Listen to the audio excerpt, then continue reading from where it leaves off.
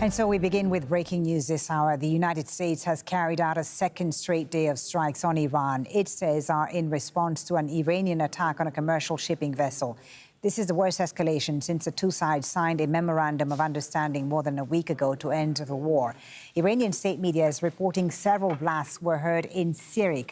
The coastal city overlooks the Strait of Hormuz. State media also says a village on Keshem Island was targeted.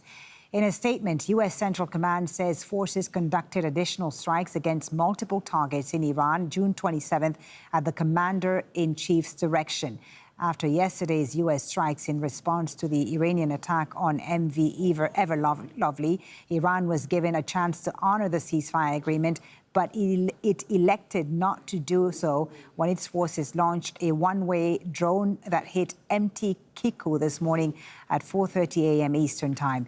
CENTCOM forces launched strikes today in direct response to continued Iranian aggression against commercial shipping. Joining us now on the phone from Tehran is our correspondent Risul Sedar. Risul, what are you hearing about this latest strike on Sirik? Well, so far there haven't been any statement released by the officials, neither the political officials or the military officials here. And that was the same case yesterday when there was an American attack on Sirik and Kashmir Island. But in the coming hours, perhaps we're going to receive a detailed statement from the IRGC, Iranian Revolutionary Guard. So what we know so far that two locations have been hit. Indeed, two areas have been hit, but several locations in that two areas, Sirik and Kashmir Island, where most of Iranian military facilities are now particularly located, regarding telecommunication towers, the surveillance centers. However, Americans are giving more content regarding the targeted areas and saying that even Iranian drone facilities in the region also were targeted. So we have seen now this is becoming a pattern. Indeed, after the memorandum of understanding being signed, so this is the second time there is a direct military engagement between the two parties. And of course, that is raising the concerns about whether the diplomacy can hold, whether the memorandum of understanding is going to be affected by this or not. Because what you're seeing is that simply both parties are understanding this memorandum of understanding or interpreting it very much differently. So Iranians, the Revolutionary Guards particularly, when they are stopping these commercial ships, they're saying they're not coordinating with Iranian authorities. And they say, well, the Article 5th of the Memorandum of Understanding, according to the Iranian officials, is clearly saying that any ship, whether it's going through the Iranian territorial water or the Omani territorial water, has to be in full coordination with the Iranian authorities.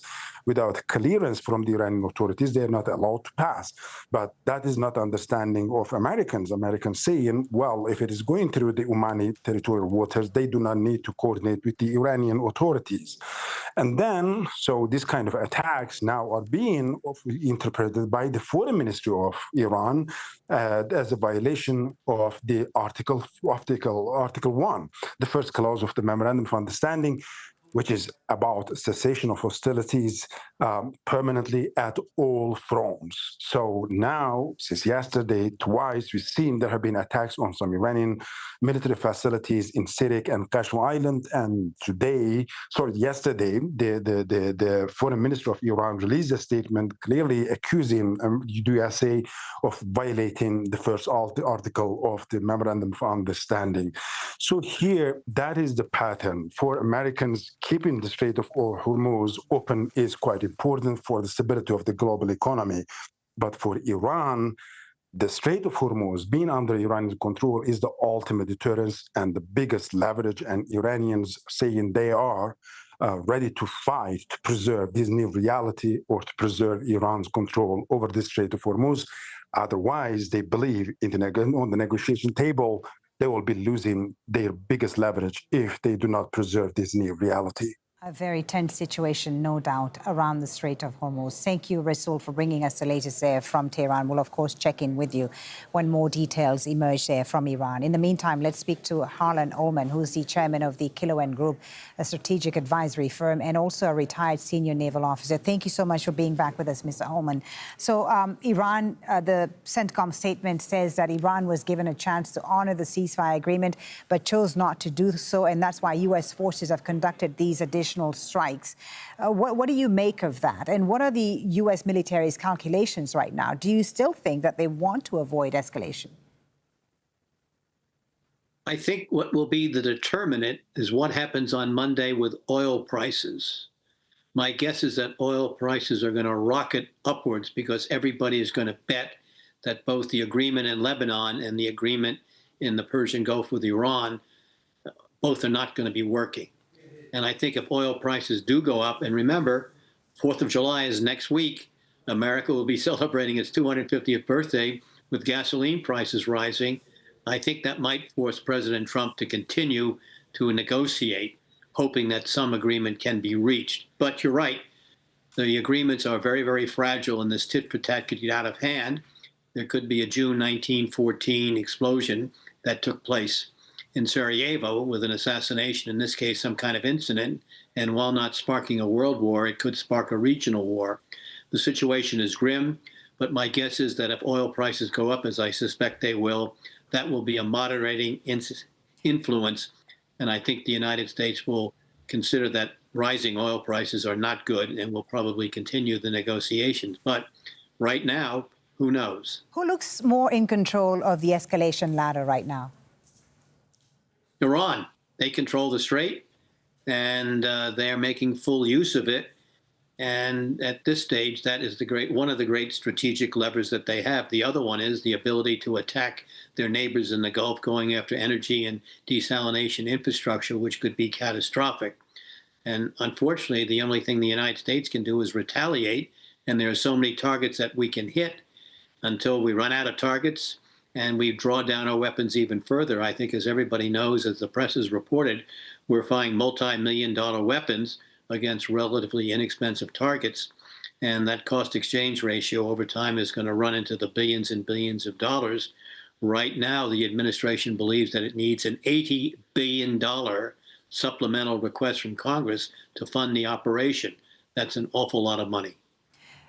The issue right now seems to be around the Strait of Hormuz and who controls it. As you said, Iran seems to want to establish a new normal in which the passage through the strait becomes subject to its political approval. But do you see the U.S. and other countries eventually having to concede to that Hormuz can only stay open with Iranian approval? And the Trump administration may find a way of trying to get a cut of that. There might be some kind of toll arrangement under a different rubric. This may be financed by the Gulf states. It may be financed by shippers who have to get the oil out. We will see what happens. But the point I would make is none of this was occurring before the 28th of February. And so the situation post 28 February and the attack on Iran has made conditions far, far, far worse. And the fact of the matter is there was no good strategic reason for the United States to attack. And the world is a lot worse off because of that. Thank you so much for speaking to us and bringing us your reaction there. Harlan Ullman joining us from Washington, D.C. Thank you for your time.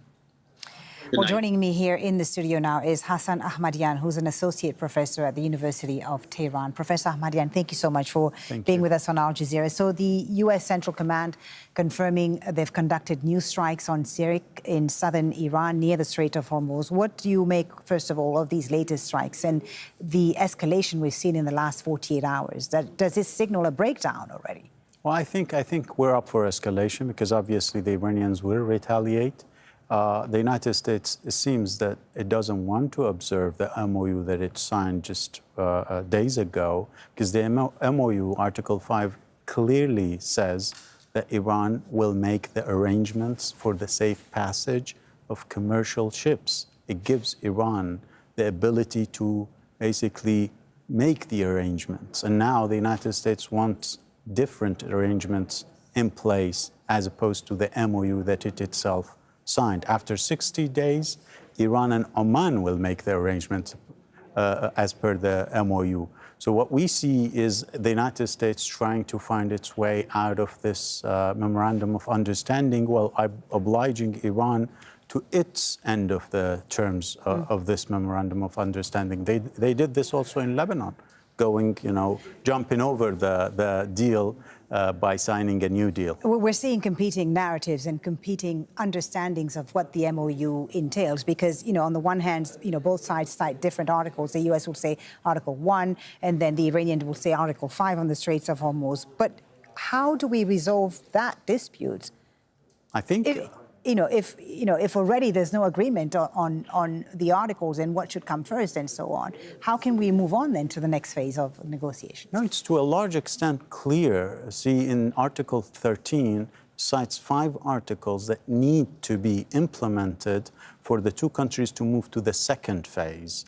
One of them is Article 5, which is clearly about the Strait of Hormuz that I mentioned, arrangements done by Iran for safe passage of commercial ships, that is, Iranian arrangements. I think if there's a will to go past this disagreement, there is a way. But obviously, the United States went hard trying to force Iran to succumb to its narration of the MOU, which obviously the Iranians won't go for because obviously any step back would lead to many more and pressure from the United States. That's the Iranian reading, taking into account the level of mistrust with the United States. The U.S., of course, now saying that they conducted this additional strike after Iran attacked a commercial vessel near the Strait of Hormuz.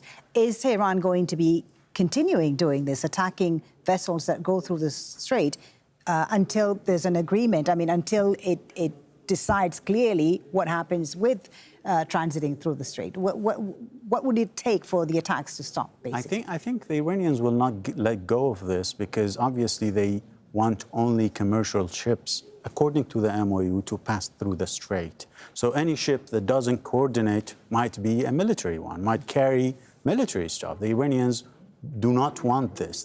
There's a logic behind Iran insisting in the MOU that safe passage should be arranged by them, and there should be only commercial ships for the 2 months that they will be observing.